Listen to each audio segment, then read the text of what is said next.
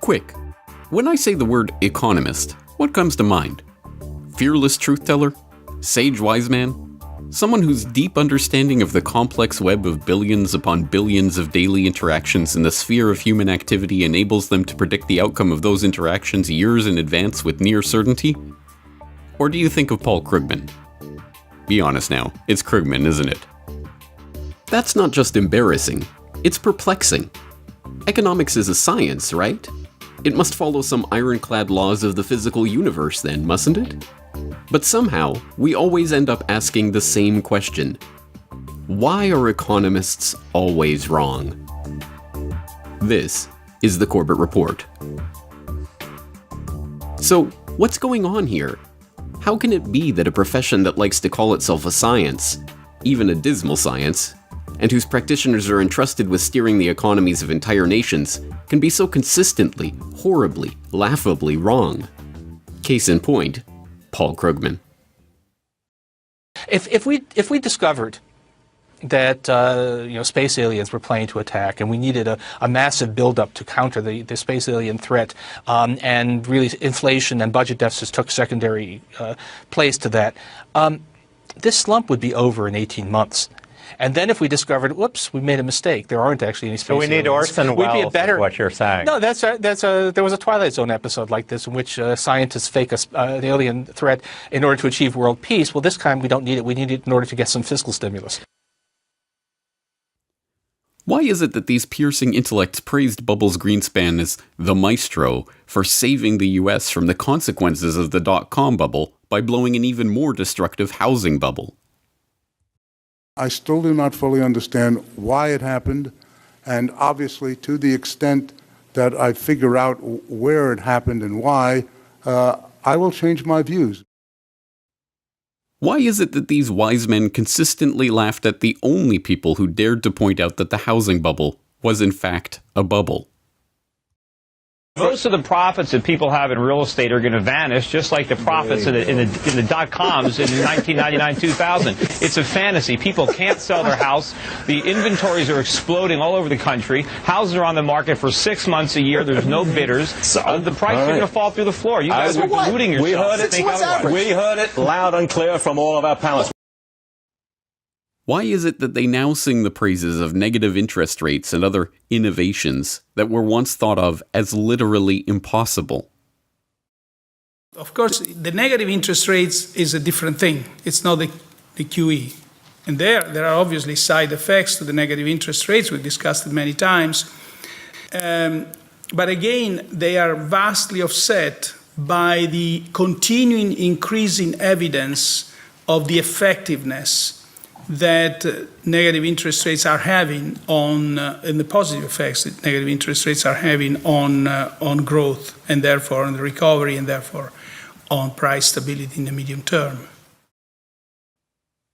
How can the leading lights of the field be so stupendously wrong about the economic fallout of Brexit, or the Trump election, or a million other things, and still be taken seriously by anyone?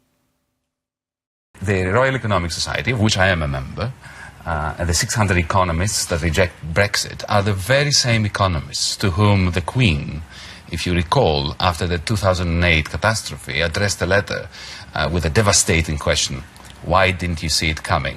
And they spent 3 months concocting the longest apology in the history of social science. So we shouldn't. To have those same economists, us lot, with our wonderful predictive powers. I've got to tell you, we don't trust you that much, with all due respect. Well, good. You shouldn't.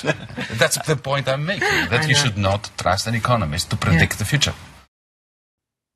Ask an economist these questions and you'll get any number of excuses as to why economic calculations are not quite as accurate as a physics equation, or as predictable as a chemical reaction. It turns out economics is not that kind of science after all. I mean, what are you looking for? Certainty? Some of the more thoughtful economists will even offer compelling counter-analogies. In his 2013 op-ed, Is Economics a Science?, not a real Nobel laureate Robert J. Schiller concedes that since macroeconomics are primarily concerned with policies and their outcomes, not raw data, it is more accurate to think of them as engineers rather than scientists. My belief is that economics is somewhat more vulnerable than the physical sciences to models whose validity will never be clear, because the necessity for approximation is much stronger than in the physical sciences, especially given that the models describe people rather than magnetic resonances or fundamental particles. People can just change their minds and behave completely differently. They even have neuroses and identity problems, complex phenomena that the field of behavioral economics is finding relevant to understanding economic outcomes. The irony is that, although Schiller almost certainly doesn't realize it, he has just pinpointed the fundamental underlying flaw in the so-called science of economics. It is not just that there are some equations here and there that need refining. It is not an incomplete theorem that is getting closer and closer to the truth with every approximation. The field of economics is in fact built on an entirely false premise, and thus cannot yield anything but results that are only coincidentally related to reality. The false premise is to be found at the very root of the word itself, economics. The word economics is derived from the Greek word meaning household management. The word was employed by Aristotle to analogize the management of a household to the management of a city-state. It is now employed by macroeconomists to describe the management of entire nations, or of the globe itself. But as F.A. Hayek points out in his landmark opus, Law, Legislation, and Liberty, this analogy is not merely wrong, it fundamentally obscures an important truth about the sphere of human activity that it purports to describe. An economy, in the strict sense of the word in which a household, a farm, or an enterprise can be called economies, consists of a complex of activities by which a given set of means is allocated in accordance with a unitary plan among the competing ends according to their relative importance. The market order serves no such single order of ends. What is commonly called a social or national economy is in this sense not a single economy, but a network of many interlaced economies. Its order shares, as we shall see, with the order of an economy proper some formal characteristics, but not the most important one. Its activities are not governed by a single scale or hierarchy of ends. Make no mistake, this quibble is not semantic.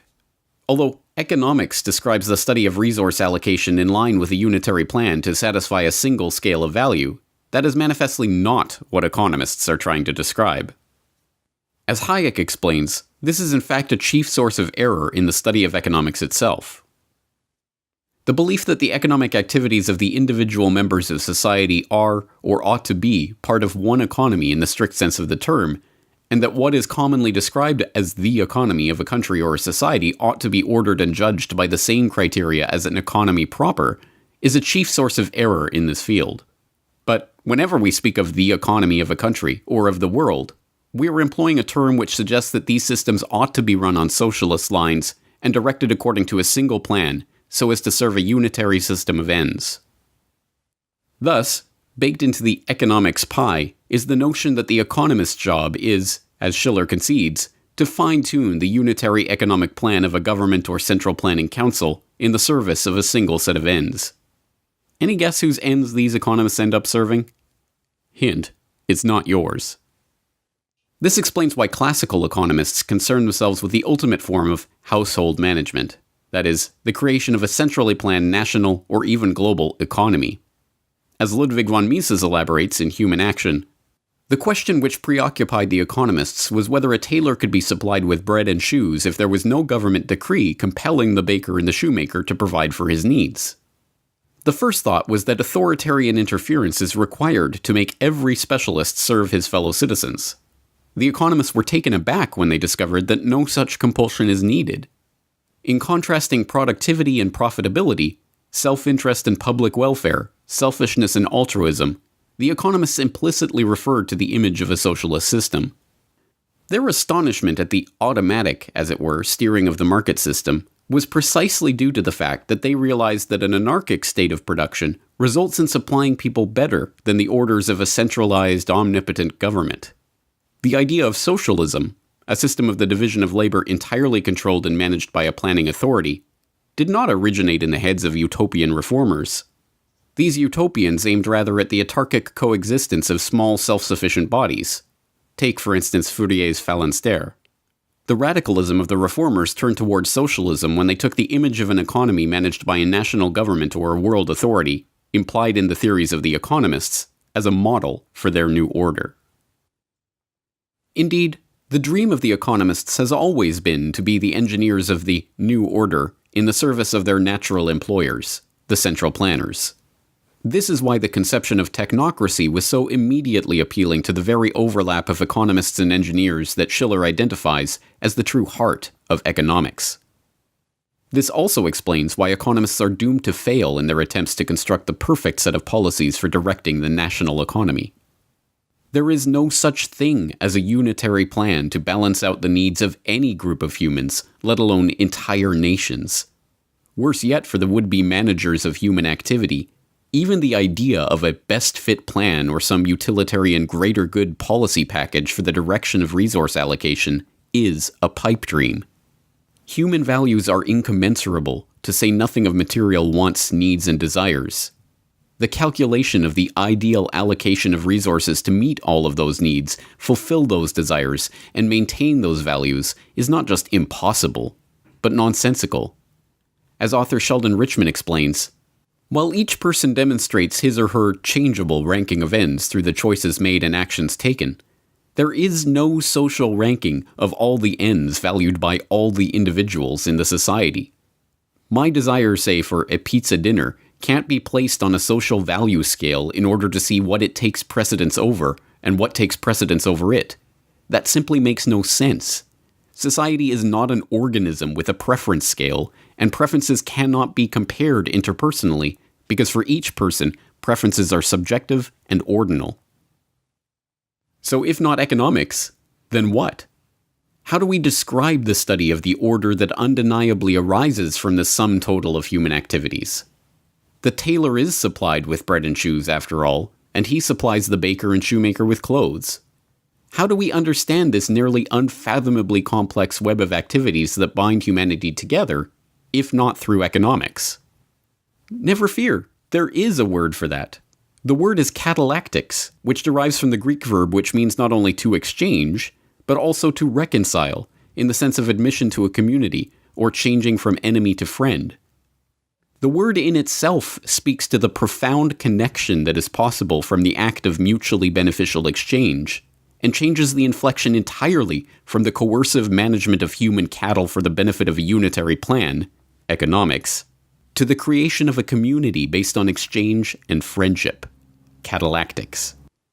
As Mises notes, the fundamental facts that brought about cooperation, society, and civilization, and transformed the animal man into a human being, are the facts that work performed under the division of labor is more productive than isolated work, and that man's reason is capable of recognizing this truth.